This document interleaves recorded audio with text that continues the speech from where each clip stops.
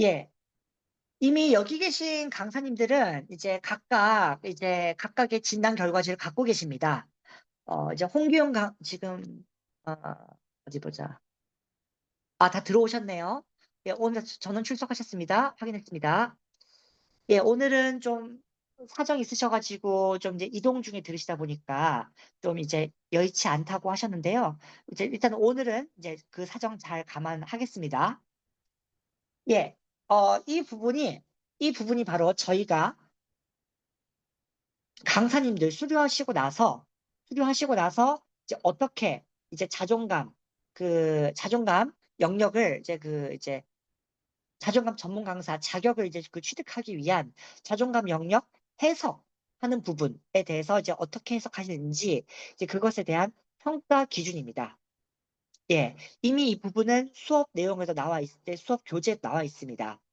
그리고 이 부분은 특히 휴먼 인큐베이터에서 자존감 영역이 차지하는 비중은 거의 30%에서 50%입니다. 자존감 영역이 어떠한 바탕이 된 상태에서 직무 자질과 대인 관계에도 영향을 미치기 때문에 그래서 이제 저희가 자존감 전문 강사 과정 때에는 자존감 전문 강사 과정 이제 그 자격 취득을 위해서 자존감 영역까지만 그 해석하시는 거를 이제 그 과제로 삼습니다. 예, 그래서 일단은 원래는 이제 요 과정을 바로 마칠 때는 이거를 하지 않아요. 예, 하지 않는데 이제 만약에 마지막 수업 때에 소장님과 제가 이제 같이 운영하는 날에 한 분이 본인의 진단 결과를 가지고 여기 공식에 따라서 해석을 잘 해내신 어떤 그런 글을 작성해 내신다면 이제 그걸 확인해 보고 어, 공식에 맞게 잘 진행하셨다. 잘 이제 그 써내셨다. 그러면은 이제 자존감 전문 강사 과정을 이제 자존감 전문 강사 자격도 같이 인정해 드릴 수 있는 그런 특전을 드리겠습니다. 예. 이미 본인의 진단 결과를 보셨기 때문에 그것을 감안해서 이제 제 수업을 따라오시기 바랍니다. 예. 저희 휴먼 인큐베이터 자존감 부분 해석하는 방법, 이제 공식과 순서에 따라 설명드리겠습니다. 네, 저희는 이제 이러한 평가 기준을 가지고 평가할 것이고요. 각각의 강사님들에게 이제 원래는 모르는 사람의 진단 결과를 드려요.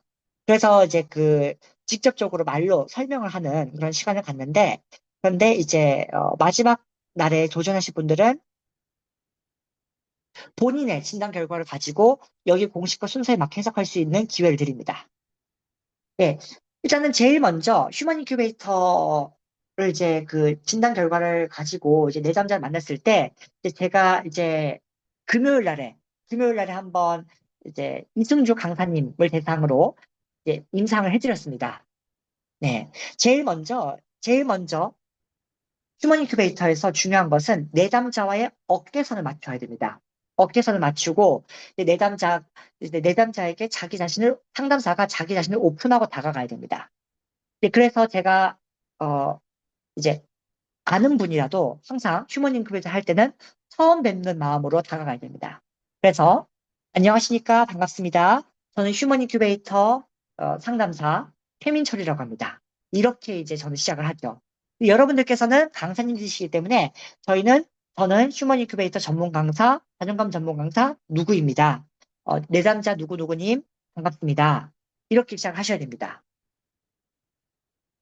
그래서 이제 처음에 너무 이렇게 본론을 들어가게 됐을 때, 또 내담자가 또 자존감이 또 좀 낮을 경우에, 그런 어떤 주위의 환경이라든지 상대방에게 굉장히 어떤 그런 경계를 가질 수 있기 때문에, 그런 좀 마음을 좀 누그러뜨리기 위해서는 이렇게 좀 어깨선을 맞추고, 이렇게 좀 친해지려고, 좀 친감 있게 다가가려고 노력해야 됩니다. 그러니까 좀 최선을 다해서 어떠한 이런 부분이 이제 어떤 외부에 유출되지 않고, 이제 필요한 어떤 그 부분이 해석이 돼서 확인될 수 있도록 하겠습니다라는 그러한 믿음을 심어줘야 됩니다. 그래서 뭐 오늘 같은 날은 이제 가을입니다, 날씨가. 지금 이제 여름이 다 가고 가을이 왔는데, 오늘 이렇게 날씨가 좀 갑자기 좀 추워지고 있습니다. 그런데 혹시나 뭐 크게 뭐 아프시거나 뭐 그런 일이 없었을까요? 이렇게 하면서 안부와 스몰 토크를 통해서 친근감을 가져나가시면 좋습니다. 그렇게 좀 내담자고 이제 어느 정도 대화를 하고 나면 이 휴먼 인큐베이터 진단 이제 받아보셨는데, 뭐 크게 어떤 뭐 어려운 거 없이 진단 잘 받아보셨을까요? 이렇게 이제 물어봅니다. 예. 여기서 이걸 물어보는 이유가 있습니다. 그야말로 이제 그 내담자가 어떤 본인의 상황이, 기분이나 어떤 감정이 안정적일 때, 어, 그리고 본인의 어떤 그 평가를, 본인에 대한 평가를 객관적이고 직관적으로 내릴 수 있을 때에, 이제 진단을 잘 했느냐, 그거를 물어보는 겁니다.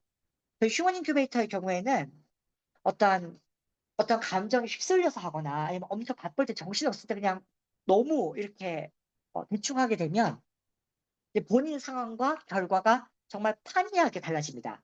그렇기 때문에 어, 그 진단 결과와 본인 상황이 다르기 때문에 이제 이럴 때는 상담사가 해석할 때에도 오차가 생길 수 있습니다.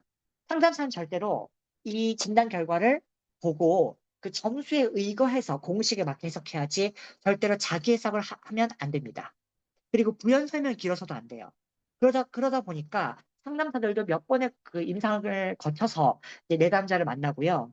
어, 그리고 무엇보다도 내담자와 만날 때 이제 그 자존감 전문 강사와 상담사들은 온전히 오로지 그 점수에 의거해서만 해석하기 때문에 어떠한 그 오차가 발생하더라도 양해해 주시기 바랍니다. 이렇게 해야 됩니다.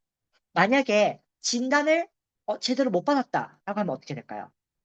진단을 제대로 못 받았다 하면 어, 다시 해야 됩니다. 원칙적으로.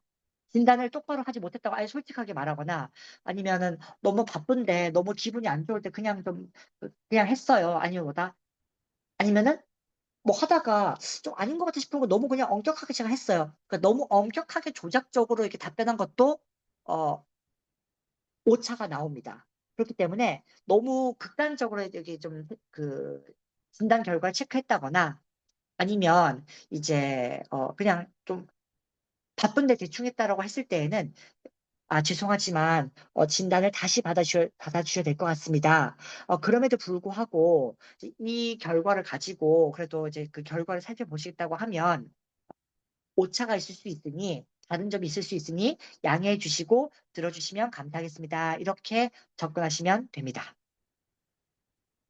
예, 이렇게 이제 진단을 잘 받아봤는지에 대한 그 질문을 해보고 답변을 받아본 다음에는, 이제 그 다음에 제가 이 질문했습니다. 휴먼 인큐베이터 외에 다른 비슷한 검사나 진단을 받아보신 적이 있을까요? 라고 이제 여쭤본 적이 있습니다. 예.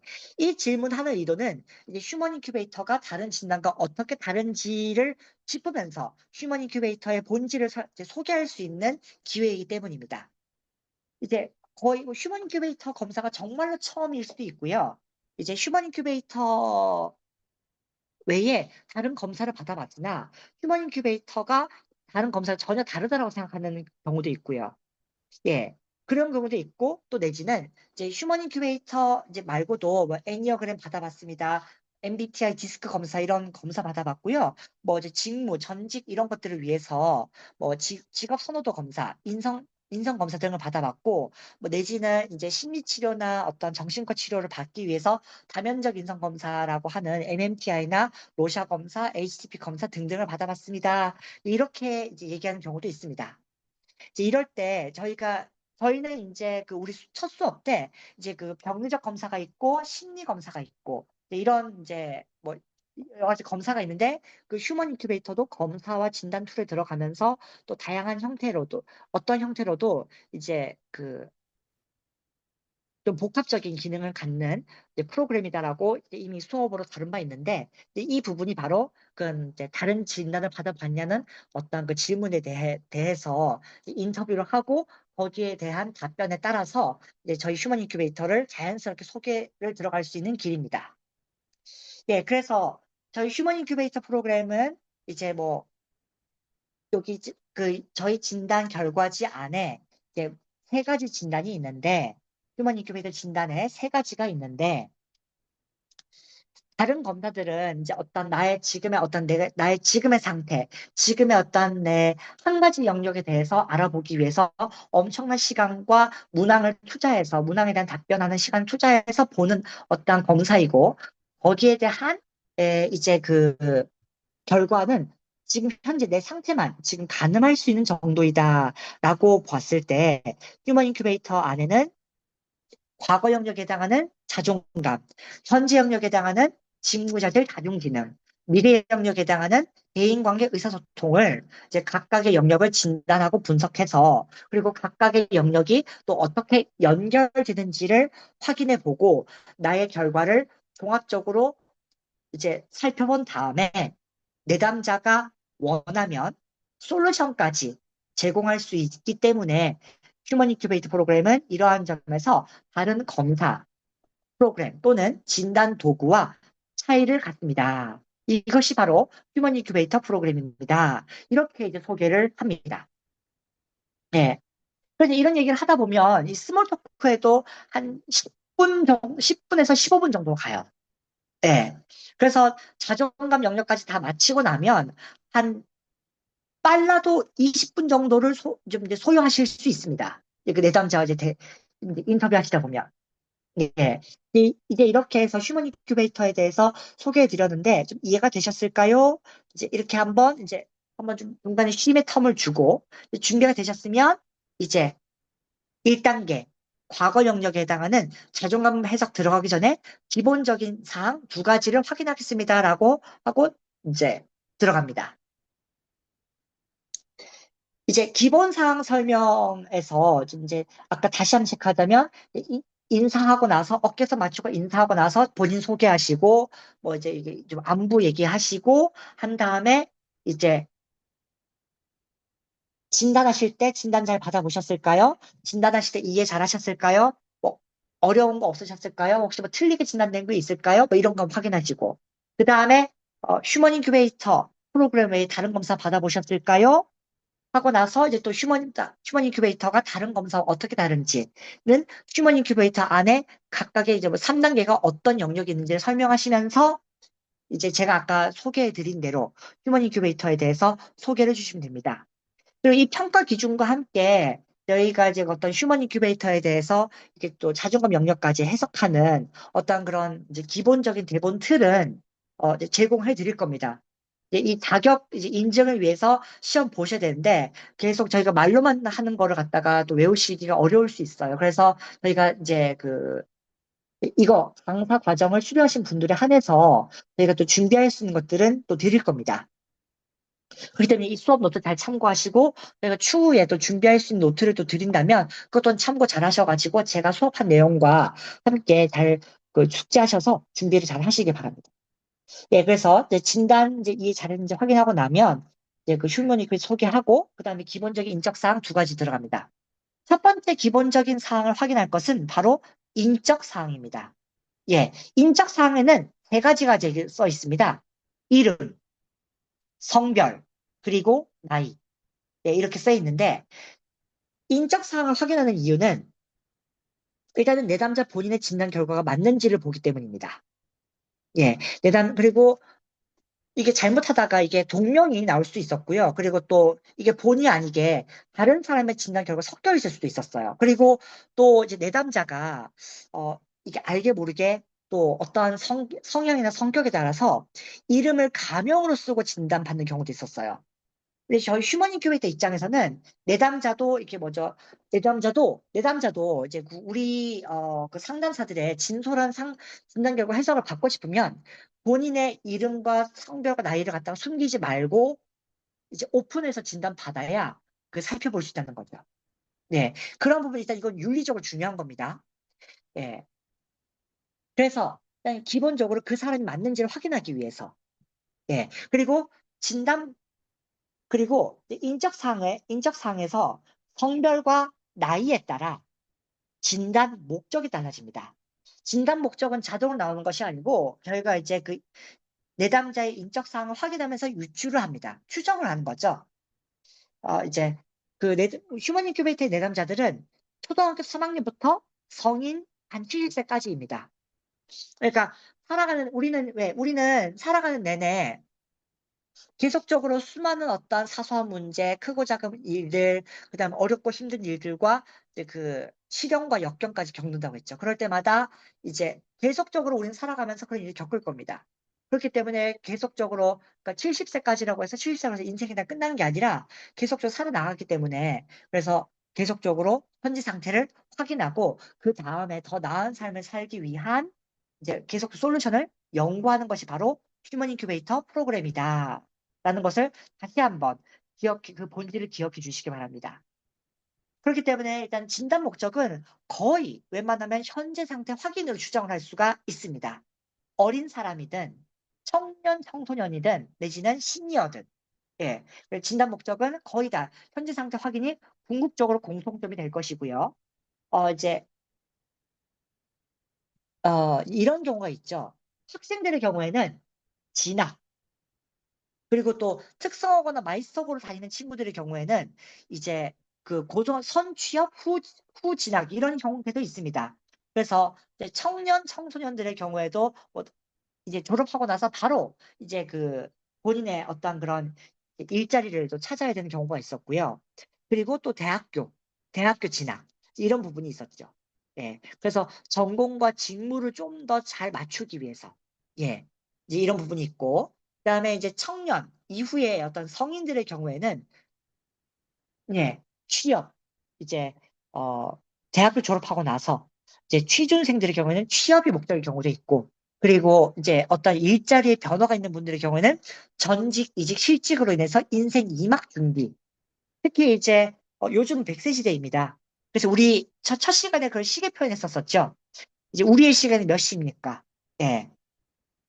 그래서 그래서 이제 5, 60대도 이제 인생의 끝이 아니라 인생의 또 다른 시작입니다. 인생의 2막을 준비한 시기이기 때문에 이제 또 그 새로운 시작을 향해 달려가는 거죠. 그래서 전직 준비 내지는 또 인생 2막 설계 준비로 해가지고 특히 지금 40대, 50대, 60대 중년 분들 대상으로 저희는 또 소장님이 직접적으로 전직 프로그램을 운영하고 하십니다. 그러기 위해서도 뭐다? 내담자들이 이 진단을 받아야 해요. 네, 다양한 그러한 저기 이제 진단 목적들이 있습니다. 그런데 웬만하면 어 근데 뭐 어떠한 전직 이직 실직의 어떤 상황도 아니고 어떠한 무슨 환경의 변화가 따로 없다면 웬만하면 진단 목적은 현재 상태 확인입니다. 저희는 이제 내담자들에게 이렇게 접근해요. 이제 인적사 확인하고 나면 본인의 그 진단 결과 맞지 않습니까? 본인의 인적사 맞지 않습니까? 현재 현업에 지금 종사하고 계실까요? 현재 어떠한 지금 크게 고민하고 계신 게 있을까요? 이렇게 하면서 그런 얘기를 하면서 풀어나갑니다. 그러다 보면은 현재 좀 진단 목적은 현재 상태 확인을 하면서 이런 것들을 좀 준비하시고 있고 이런 고민들에 대해서 답을 찾는 게 굉장히 필요하시겠네요. 하고 이제 대화를 이어나갑니다. 그런데 이제 현재 상태 확인인 내담자들의 경우에는 이제 뭐 진단 목적은 현재 상태 확인으로 좀 이제 인지하면 좋겠습니다. 이렇게 이제 말씀을 끝내시면 돼요. 그리고 이렇게 인적 사항과 진단 목적 확인하고 나면 두 번째로 확인해야 될 것은 기본적으로 확인해야 될 것은 뭐다? 바로 사고 경험입니다. 예. 이 사고 경험. 예. 사고 경험은 있음 내지는 없음으로 뜹니다. 예. 그런데 거의 없음으로 이제 그 체크할 경우가 많아요. 이제 사고 경험을 확인하는 이유는 이렇게 이제 접근합니다. 두 번째로는 사고 경험을 확인할 것인데요. 사고 경험을 확인하는 이유는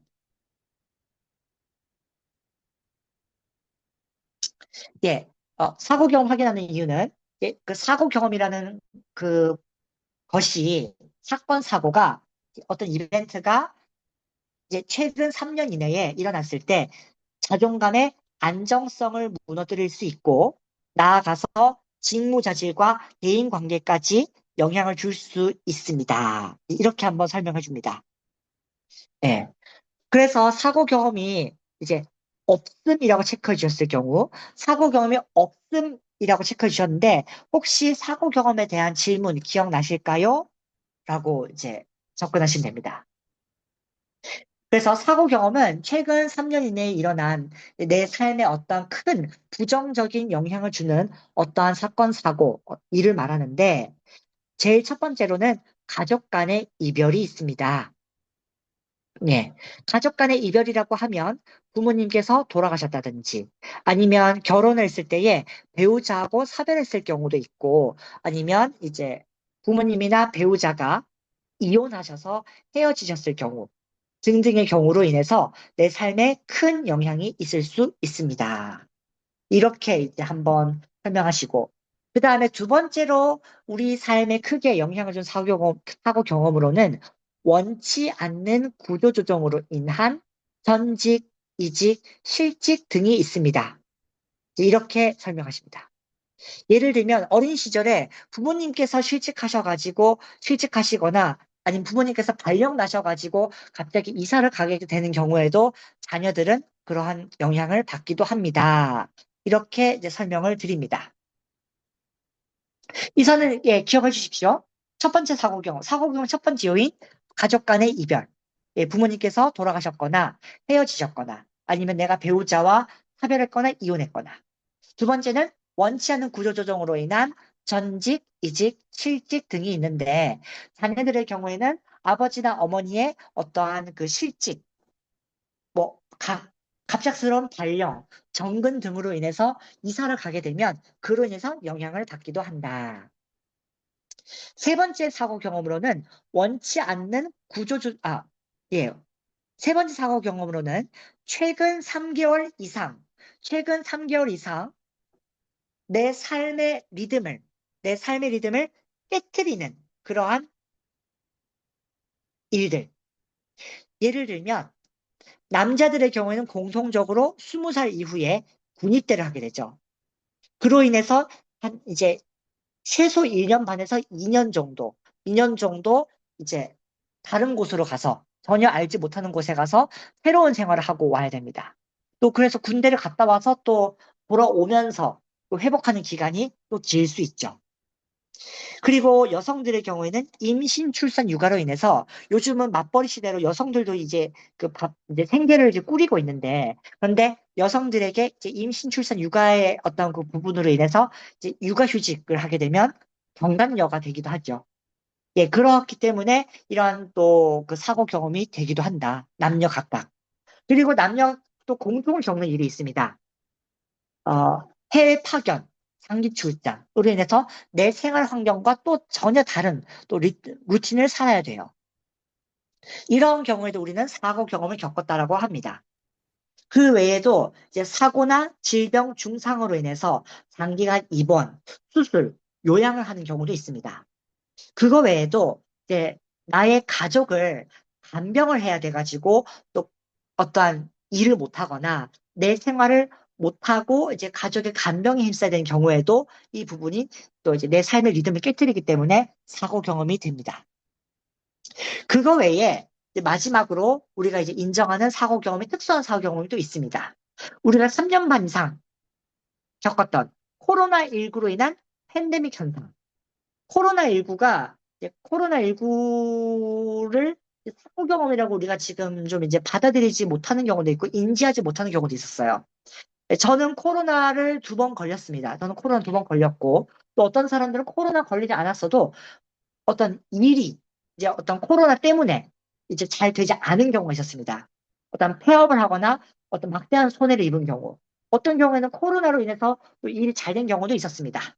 예. 근데 코로나로 해서 큰 변화를 겪었죠. 이것 또한 사고 경험이 됩니다. 이러한 사고 경험을 이제 다 설명드렸는데, 이제 그럼에도 불구하고 사고 경험이 없으십니까? 이렇게 물어봤을 때, 아, 네, 사고 경험에 대해서 잘 이해했고, 사고 경험 없습니다. 이제 이렇게 하면, 아, 네, 그러면은 사고 경험이 없다고 하신 것 부분이 사고 경험에 대해서 이해를 잘 하셨고, 사고 경험이 없는 것이 확실한 것으로 확인되었습니다. 이렇게 하고 넘어가시면 됩니다.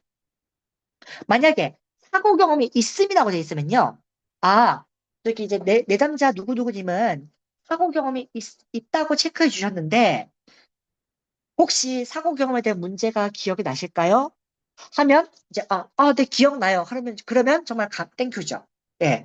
그러면은 어떠한 것 때문에 사고 경험이 있다고 체크해 주셨을까요? 라고 하면 그 사고 경험에 대해서 얘기 듣고 그 사고 경험에 해당하는 부분만 설명해 주면 됩니다. 네. 예를 들면, 어머니께서 돌아가셨어요, 올해. 아니면, 제가 계속적으로 지금, 에, 저기 이제, 부모님도 좀 간병을 해야 되고, 저도 지금 이게 어떤 후유증이나 질병이 있어가지고 병원 치료를 받아야 돼요. 뭐 이런 식으로 얘기하시면, 이제, 이제 이러한 부분이 사고 경험으로 크게 작용을 했겠네요. 이렇게 이제 다가가시면 됩니다.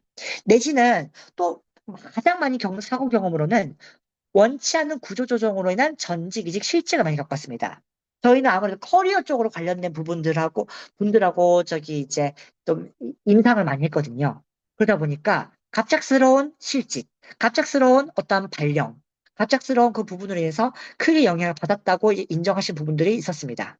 내지는 사고 경험에 해당하는 경험이 있었으나 그것이 내 삶에 크게 영향을 줄 만하다고 생각하지 않아서 그렇게 판단을 해서 또 그렇게 이해를 또 해서 사고 경험이 없다고 하는 경우도 있습니다. 예, 이렇게 사고 경험에 대한 이해가 다 끝나고 나면 그때서야 이제 1단계 과거 영역에 해당하는 자존감 영역으로 들어가시면 됩니다. 예. 그래서 보시면 기본사항 설명에서 이제 이제 인적사항, 진단 목적, 사고 경험 확인이 끝나고 나면 이제 2번에 해당하는 자존감 진단 분석으로 넘어갑니다.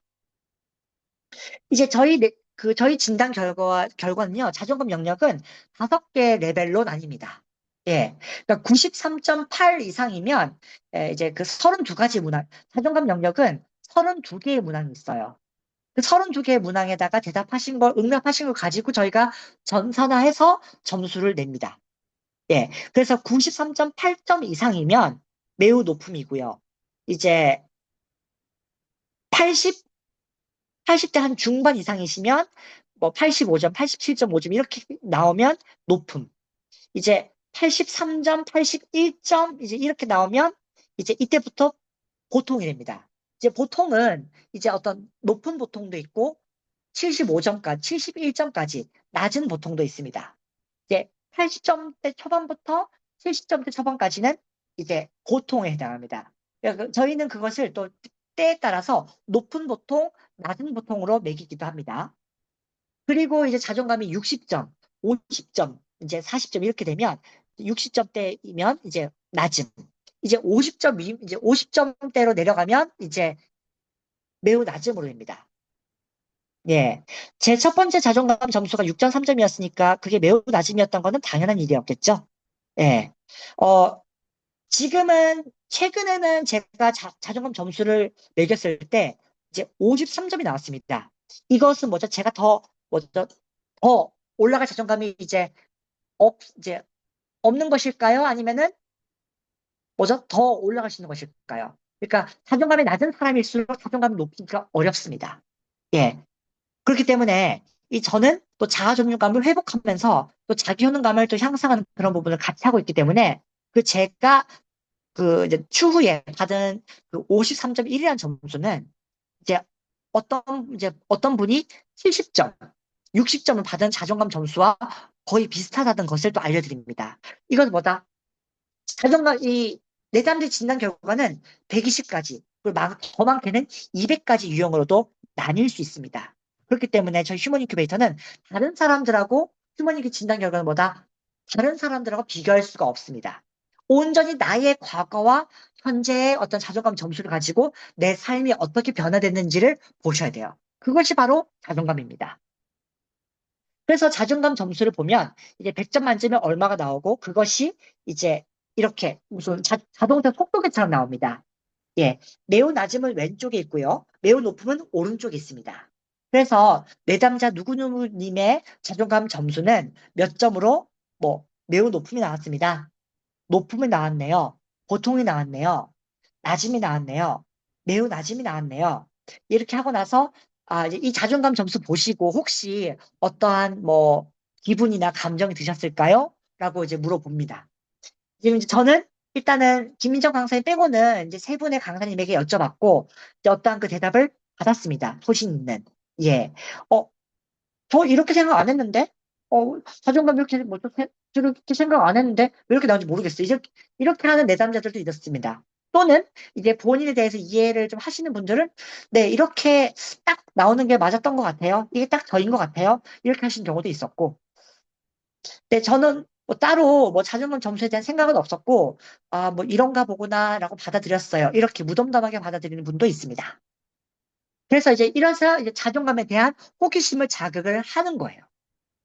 예. 그래서 이제 자존감의 정의라고 지금 평가한부에 나와 있는데, 이제 그럼 평소에 내담자 누구누구님은 자존감에 대해서 어떻게 알고 계셨고, 어떻게 생각하셨습니까? 이렇게 여쭤보는 겁니다. 네. 그래서 자존감은 뭐, 나를 사랑하고 존중하는 마음인가요? 아니면 자존감은 나 자신에 대한 어떤 느낌? 나 자신에 대한 어떤 존중? 가치 이런 건가요? 이제 이렇게 하면 거의 다 그런 부분들이 틀린 게 아니에요. 근데 자신감, 자존심 이렇게 얘기하면 좀 다르다는 걸 설명해 줘야 됩니다. 명백하게. 예, 이미 우리는 이제 자존감이 자신감, 자존심과는 뭐다? 예, 이제 형제간, 이제 친척 관계, 다툼 관계라는 걸 이제 이미 이제 개념을 잡았기 때문입니다. 그래서 자존감에 대해서 이렇게 알고 계신 부분, 이제 이렇게 알고 계셨군요. 하면서 저희는 과거 영역에 대한 자존감을 이제 너세니얼 브랜든 박사님의 자존감 이론을 석학으로 이제 받아들여서 그것을 바탕으로 이제 개발하여 진단하고 있습니다. 그런데 너세니얼 브랜든 박사는 자존감을 6가지 또 기둥으로 세워서 이론 정립했는데 특히 제일 처음에 자기를 의식하는 것부터 시작한다라고 해가지고 이제 어릴 때 형성되는 이제 뭐 그 나를 사랑하고 존중하는 마음과 그리고 커서 이제 그 발휘하는 어떠한 그런 자기 자신에 대한 쓸모 가치 이런 부분들을 이제 같이 이제 종합해서 정리를 했는데 저희 휴먼 인큐베이터에서 또 이것을 또 간단하게 정리를 하자면 자존감은 내가 세상에서 얼마만큼 쓸모 있는 사람인지 스스로 느끼는 것이다. 이것이 이제 우리 마음의 건강 상태를 나타내는 이제 기초공사이다. 라고 이제 하고, 그러면 좀 자존감에 대해서 좀 더 쉽게 이해가 되셨을까요? 라고 한번 이제 내담자의 이해를 이제 구하고 넘어갑니다. 네, 그래서 자존감은 과거 영역에 서부터 형성이 되는 것이고 이제 마음의 건강 상태를 나타내는 기초 공사이기 때문에 그래서 이것은 고층 건물과 같습니다. 이렇게 이제 한번 들어가고요.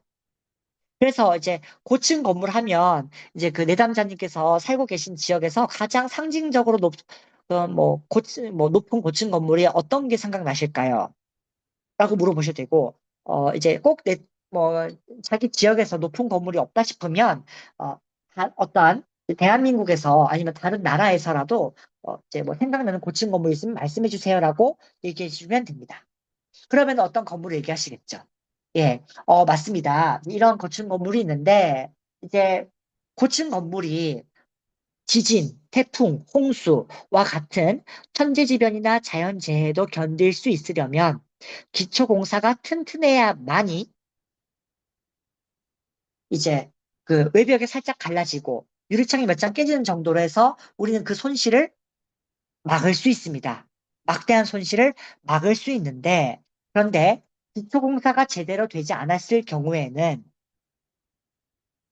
건물이 제대로 세워질 수도 없을 뿐더러 이제 세워진다 하더라도 완성된다 하더라도 와르르 무너져 버리고 맙니다. 어떠한 이제 천재지변이나 자연재해에 이제 그 견디지 못하고. 예를 들면 이제 4년 전에 몇 년 전에 광주 아이파크 아파트가 뉴스 보도에 나올 만큼 기초공사가 제대로 되지 않았기 때문에 완공되기도 전에 와르르 무너져 내려서 이제 엄청난 인명피해와 환경의 어떤 그 손실을 이제 낳았습니다. 이렇듯 건물에도 기초공사가 중요하듯이 우리 마음에도 기초공사가 중요합니다. 이것이 바로 우리 마음의 건강 상태를 나타내는 자존감입니다. 이렇게 얘기하시면 자존감의 정의와 자존감의 기초공사까지 이제 짚을 수 있게 됩니다. 예. 그리고 자존감에도 형성 시기와 형성 매체가 있다고 제가 짚었습니다. 예. 자존감에도 형성 시기와 형성 매체가 있는데, 이제 자존감은 이제 영유아기를 이제 거치고 아동기를 지나서 이제 청소년이 되었을 때, 이제 12세에서 15세 정도가 되면 한 중학교 2학년 정도가 되었을 때 자존감이 70%가 거의 형성이 되고, 이제, 어, 청소년, 청년기를 지나서 성인이 되고 이제 중장년 시기가 될 때까지 한 70세까지도 자존감이 30%가 마저 형성되어서 그것이 완성을 이룬다고 봅니다. 이렇게 하면 자존감의 형성 시기에 대한 설명을 하신 겁니다. 그리고 이제 자존감의 형성 매체를 알아볼 건데 자존감의 형성에 나에게 영향을 가장 많이 줄 사람으로 누가 있을까요? 라고 이제 여쭤보시면, 의견을 여쭤보시면, 대개 부모님이라고 이제 얘기하시거나 아니면 뭐 다른 사람 얘기할 수 있고, 내지는 바로 엄마라고 얘기할 수 있습니다. 좀 이제 바로 이제 어떤 그 뭐 찝어서. 근데 이제 어쨌든 정답은 부모님 중에서 엄마의 영향이 90% 이상입니다. 라고 이제 얘기해 주십니다.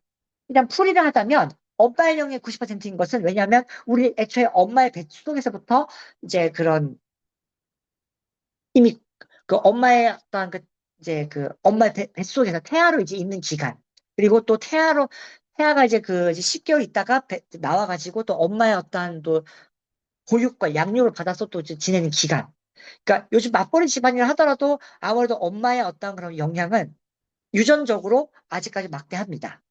네. 그래서 이 엄마의 영향이 이렇게 가장 중요하다고 이제 설명을 드리는 겁니다. 그래서 그게 엄마 영향이 90%입니다까지만 얘기하시면 돼요. 아까 풀이한 것은 이제 그 설명하실 때 좀 더 확신을 갖고 딱 제대로 얘기하실 수 있기 위해서 제가 이제 풀이를 드렸습니다. 예. 엄마 영향이 90%인데 이제 또 제가 이 설명을 드린 게 있습니다. 이제 엄마나 부모님의 영향을 직접적으로 받지 못하는 가정 환경도 있는데, 이제 조성 가정도 있고, 한부모 가정도 있고, 다문화 가정도 있습니다. 이제 이렇게 제가 설명을 드렸었죠. 그럴 때에는 이제 그 대행 부모라고 해서 이제 친척, 할머니, 할아버지, 고모, 삼촌, 이모 등과 같은 이제 분들의 어떤 영향을 받기도 하고, 친한 순서대로. 그것도 아니면 이제 고아원, 보육원, 어떠한 이제 그 시설에서 이제 복지사, 상담사, 시설센터장 분들의 영향을 받아서 자존감이 형성되기도 하고 또는 학교에서 만나는 친구들, 또래 친구들이나 반 친구들 내지는 담임 선생님의 영향을 받아서도 우리 자존감이 형성되기도 합니다. 이렇게 자존감의 형성 시기, 형성 매체를 이제 설명하면서 마쳤어요. 예. 이제 그 다음에는 이제 정서 지원으로 갑니다. 정서 지원. 긍정적 정서, 부정적 정서. 이제, 어릴 때부터, 이제, 어릴 때부터 긍정적 정서 지원을 많이 받고 자랐을 경우에는 이제 자존감이 높고 건강하게 형성되는데, 긍정적인 정서 지원 안에는 관심, 사랑, 칭찬, 격려와 같은 것들이 있습니다. 이것을 많이 받고 자랄 경우에는 자존감이 높고 건강 형성되겠죠. 그런데 정서적 지원을 제대로 받지 못하거나 부정적인 정서 지원을 많이 받고 자랐을 경우에는 무관심, 꾸지람, 질타, 엄한 훈육, 내지는 헬리콥터 맘이라고 있습니다. 이제 헬리콥터 맘이라고 들어보셨나요? 라고 저는 질문드립니다. 뭐 헬리콥터 맘에 대해서 네, 뭐 알아요. 뭐 이렇게 하시는 분도 있습니다. 특히 교육 컨설팅이나 상담을 해보신 분들은 헬리콥터 맘을 접해보셔서 알아요. 그런데 모른다고 하면은 이제 그때 설명드리시면 돼요. 헬리콥터 맘이란 부모님이 자녀의 의지와는 전혀 상관없이 어릴 때부터 자녀의 어떤 교육, 자녀의 진로, 자녀의 인성 이런 것들을 모든 것을 부모가 판단하고 조정하고 계획하는 그런 것들을 말합니다. 더 심할 경우에는 이제 대학교 졸업 이후에 취직과 결혼까지도 부모가 조정할 수 있는데 이러한 헬리콥터 맘까지 부정적인 정서 지원에 영향을 많이 받고 자란 사람의 경우에는 자존감이 낮고 아주 약하게 형성된다. 됩니다. 예. 이렇게 설명합니다. 그리고 자존감의 높고 낮음의 관점을 들어오기 전에 제일 먼저 살펴보겠습니다. 예. 자존감은 자아 존중감과 자기 효능감으로 나뉘는데, 자아 존중감은 이제 영유아기 때 엄마의 무한적인 관심과 사랑을 바탕으로 형성되는 것으로 그야말로 이제 내적으로 나는 이 세상을 살아가기에 정말 소중하고 중요한 존재야. 난 그럴 만한 존재야. 이렇게 믿는 나를 존중하고 사랑하는 마음. 예. 그러니까 또 나 자신에 대한 존중, 믿음, 신뢰, 이제 이런 것들이 있죠. 내적 가치. 이것이 자아 존중감이고, 자기 효능감은 이제 아동기 이후에 이제 유치원, 학교를 다니면서 배우게 되는 이제 지식, 기술, 그리고 회사를 다니면서 쌓게 되는 경험, 그리고 거기서 연마하는 기술 등이 있는데, 그래서 이건 뭐다? 배워서 직접적으로 발휘할 수 있는 그런 것들, 외적 가치들. 이것이 자기 효능감입니다. 이 두 가지가 합쳐진 게 자존감인데, 건강한 자존감의 형성을 위해서는 자아 존중감이 밑에 밑받침이 제대로 된 상태에서 그 위에 자기 효능감이 형성된 경우. 약간 어떤 집이 지어진 것처럼. 예. 이제 이것이 이제 건강하고 건강한 자존감입니다.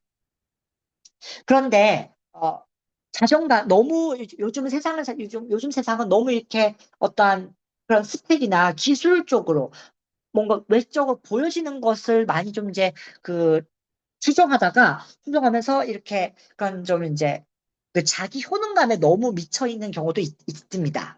예. 자기 효능감에 미쳐 있는 경우도 있는데 그러다 보면 자아 존중감이 너무 우선시 되지 못하는 경우죠. 이렇게 좀 이제 그럴 경우에는 우리는 이것을 건강하지 못한 자존감 또는 자기애적 자존감, 불안정한 자존감 등으로 표현합니다. 그렇다 하더라도 건강하지 못한 자존감이라도 우리는 이 세상을 살아나가려면 이 세상을 자기 주도적으로 이제 그 살아나가려면 자존감은 무조건 높아야 됩니다. 이렇게 한번 이제 얘기를 드렸습니다. 살펴볼 때. 그래서 내담자의 나이를 이제 뭐 내담자한테 한번 이제 물어볼 게 하나 더 있습니다. 예. 뭐냐면 이제 우리가 앞으로 살면서 어렵고 힘든 일이 앞으로 더 많이 있을까요? 아니면은 계속적으로 뭐 그냥 그저 그렇거나 오히려 점점 더 줄어들까요? 이렇게 한번 물어봅니다. 근데 웬만하면 어렵고 힘든 일 계속 있지 않을까요? 근데 또 어렵고 힘든 시련이 더 이상 없었으면 좋겠어요. 이런 말들이 계속 있습니다. 근데 우리의 정답은 이겁니다. 우리는 태어나서 이제 죽을 때까지 계속 살아가는 동안 이제 사소한 일들부터 크고 작은 문제, 해결하기 어려운 일들, 그리고 또 시련, 역경, 고통 등등, 다양한 어떠한 사건, 사고, 이벤트들과 이제 부딪힙니다. 예. 그럴 때마다 자존감이 높은 사람, 자존감이 매우 낮거나 보통 이하로 낮은 사람들이 세상을 바라보는 관점은 각각 다릅니다. 이렇게 이제 설명해요. 이 자존감 설명 막바지 관문입니다. 예, 이 부분이. 여기를 좀 잘 들어주셔야 돼요. 제일 먼저 자존감이 높은 사람들은 어렵고 힘든 일이 생기더라도 내가 해결할 수 있고, 해내야 돼 하고 받아들이고 그것을 직접 해결해 나갑니다. 그리고 자존감이 높은 사람들이라고 해서 모든 일이 누워서 떡 먹기는 아닙니다. 그렇기 때문에 그런 어떤 시련, 역경이 생기면 전문가의 도움을 받아서 해결책을 이제 찾고 그 해결책을 직접 내 손으로 해결하기 때문에 그러한 경험이 계속 반복되고 누적될수록 이 사람들은 점점 더 성공하는 삶으로 나아갑니다. 이것이 바로 자존감이 높은 사람이 세상을 바라보는 관점입니다. 근데 반대로 자존감이 매우 낮은 사람들은 어, 어렵고 힘든 일이 생길 때부터 도망치거나 회피하면서 그 일을 차단하려고 해요. 왜냐? 그 일에 손 담그고 발 담그는 순간 이제 나에게 골치 아픈 일이 생기고 이것을 실패하면 나의 인생의 오점이 되니까. 예. 그래서 실패하는 일을 오점을 남기지 않기 위해 그런 것들을 하지 않으려고 한다는 거죠. 그리고 자존감이 또 보통 낮은 사람들의 경우에는 대개 누군가의 등 뒤에 숨어서 다른 사람이 그 일을 대신 해결해 주기를 바라는데 그것이 그 대상이 바로 나와 가장 가까운 사람, 부모님이나 어떠한 뭐 가족일 가능성이 높다는 겁니다. 내지는 사회생활에서 만나는 사람에게 또 이제 뭐 친구나 그런 사람에 기대서 그 일을 맡겨서 의존하는 경우도 있습니다. 이러한 상황은 내가 직접 해결했다고 할 수가 없습니다. 그렇기 때문에 건강하지 못한 자존감이라도 우리가 이 세상을 자기 주도적으로 스스로 이끌고 살아나가려면 자존감은 높으면 높을수록 좋고 자존감은 무조건 높아야 합니다. 이렇게 자존감에 대해서 좀 제대로 이해를 시켜주고 하는 이 관문이 이제 잘 끝났습니다. 예. 이제 그리고 나서 이제 내담자에게 확인하죠. 여기까지 자존감에 대한 설명, 네, 저희가 이제, 어, 저희가 다룬 자존감이 무엇인지 잘 아셨을까요? 라고 물어보고 네, 그 답변을 받고, 그 다음에 이제 그 내담자의 자존감 점수 확인으로 들어갑니다. 그래서 내담자 누구누구님의 자존감 점수를 보니까, 이제 이제 몇 점으로 이제 뭐가 나왔는데, 뭐, 낮음이 나왔는데, 보통이 나왔는데, 높음이 나왔는데, 이제 그 자존감 형성 시 가족 관계가 뭐냐면, 이제 원가족 상황. 그러니까 결혼하고 난 이후에 그 내 가족 상황이 아니고요. 내가 태어나서 자라났던 그 가족 상황을 물어보셔야 됩니다. 예. 그러니까 태어나서 그 자라오셨던 가족 관계. 그때 그 당시에 부모님 계셨고 몇 남 몇 녀 중에 몇째셨어요? 이제 형제 자매 관계가 어떻게 되셨어요? 그리고 부모님은 뭐 맞벌이셨나요? 부모님은 또 내지는 뭐다? 어머니께서 뭐 일을 하셨습니까? 뭐 등등을 물어보시면 됩니다. 여기서. 가족 관계 물어보고, 이제, 그리고 부모님께서 이제, 뭐 부모님이 둘 다 일하셨는지, 두 분 다, 아니면 한 분이 일 안 하셨는지, 이런 것들을 이제 가족 관계를 확인하시는 겁니다. 예. 이제 그렇게 하고 나면 점수를 보고 해석을 그때 하시면 돼요. 이제 자존감이 높은 경우에는 자존감이 높다, 높게 났다. 그러면은 일단 어린 시절에 자존감이, 이제 부모님으로부터 부모님이 이제 그 계셨을 때에 저는 뭐 그 긍정적인 정서 지원, 관심, 사랑, 칭찬, 격려를 잘 받으셨네요. 잘 받으셨나 보네요. 예, 이렇게 이제 해석을 하고요. 자존감이 보통인 경우에는 자존감의 어떤 그런 그 형성 시기에 이제 뭐 정서 지원을 받았으나 부모님으로부터 그러니까 기본적으로 어떤 양육, 교육에 있어서는 정서 지원을 받으셨으나 뭐 어떤 관심, 사랑, 칭찬, 격려에 대한 부분에 있어서는 좀 원하는 대로 내가 원하는 방향으로 충분히 정서 지원을 받지 못하셨네요. 이게 맞을까요? 이렇게 확인하는 겁니다. 그 반대로 자존감 낮을 경우에는 어떻게 해석될까요? 아, 저기 어린 시절에 좀 그 점수를 보니까, 가족으로부터 그렇게 원하는 만큼 정서를 못 받고, 충분히는 못 받고, 좀 이제 부정적인 정서를 받으셨을 것 같은데, 혹시 뭐 무관심, 꾸지람 뭐 이런 것 중에 혹시 어떤 것이었어요? 뭐 이렇게 좀 이제 확인을 합니다. 예. 이렇게 자존감의 영역을 이제 해석을 할 거예요. 예. 이렇게 하고 나면 이제 내담자가 얘기를 하겠죠. 아, 어린 시절에 이제 이렇게 했습니다. 그래서 이제 뭐 맞벌이셔가지고 사실은 뭐 물론 부모님께서 잘해주셨지만 나름대로 그 어려운 환경에도 불구하고 잘해주셨지만 저는 좀 가정 환경이 그렇게 녹록지 못해서 좀 부모님도 바쁘셨고 저도 저대로 제가 이렇게 또 좀 커야 하는 그런 상황이었어요. 아, 저는 어린 시절에 부모님이 이렇게 좀 틀려도 괜찮다. 하고 싶은 거 많이 해봐라. 하는 식으로 뭐 지원해 주셨어요. 이런 형태로 이제 이제 얘기가 될 겁니다. 그래서 자존감이 이제 90점 이상이면 거의 높습니다. 예. 자존감이 90점 이상이면 이제 정서 지원 거의 잘 받을 확률이 높고, 자존감이 뭐 한 그냥 80점 초반, 70점대, 이러면은 이제 자존감 보통으로 그냥 이제 정서 지원을 받았으나 그렇게 긍정적 정서 지원을 뭐 기대 이상으로 원하는 방향으로 많이 받지는 못했다. 이렇게 이제 보고. 자존감이 낮음이면 좀 부정적인 정서 지원을 좀 받았다. 이제 무관심일 수도 있고 내지는 부모님께서 엄한 훈육을 하셨다. 등등에 해당하는 이제 그러한 해석을 할 수 있습니다. 예, 이렇게 이제 자존감에 대한 이제 해석이 끝났는데 여기까지가 과거 영역이었는데 이해가 되셨을까요? 하고 나면 이제 또 이렇게 얘기를 하면 됩니다. 그 다음에 이제 뭐 또 자존감에 대한 얘기 끝나고 나면 마무리는 이제 저희 자존감은 솔루션을 통해서 회복과 향상이 가능합니다. 예. 그래서 원하신다면 이제 개발자와 심화 상담을 통해서 또 솔루션 프로그램도 이제 받아보실 수 있습니다. 그리고 자존감은 솔루션을 통해서 이제 개선할 수 있으면 좋습니다. 이제 왜냐하면 자존감은 이제 이제 나의 어떤 제 자녀에게 대물림이 될 수 있기 때문입니다. 이렇게 한번 설명해 주시고, 예, 자존감이 낮은 경우에 이제 기본적인 솔루션으로 이제 자존감이 낮은 경우에는 기본적인 솔루션으로 이제 감사 노트라고 하는 것이 있고 그 외에도 또 다양하게 또 자존감을 높일 수 있는 솔루션 프로그램이 있습니다. 이렇게 한번 설명하시고 이제 그 이후에 어떤 솔루션 부분은 이제 원하시면 이제 개발자의 심화 상담을 통해서 받아보시고 솔루션을 이제 받아보실 수 있으니 나중에 심화 상담과 솔루션 원하신다면 다시 한번 얘기해 주시면 감사드리겠습니다 하고 이제 넘어갈 수 있습니다. 예. 그리고 이제 마지막으로 여기까지가 이제 나의 과거 영역에 해당하는 이제 자존감 영역이었는데 이 내담자 누구누구님 이해 잘 되셨을까요?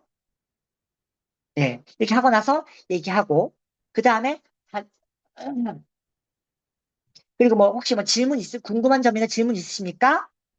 하고 이제 마치면 됩니다. 만약에 답변할 수 있는 거면 내가 답변을 주면 되고 만약에 내가 답변하기 어려운 부분이면 그 부분은 이제 추후에 심화 상담이나 이제 그 솔루션 때에 개발자에게 직접 물어보시면 감사드리겠습니다. 이렇게 하고 이제 여기까지 자존감 영역에 대한 해석을 마쳤습니다. 이렇게 하면 됩니다.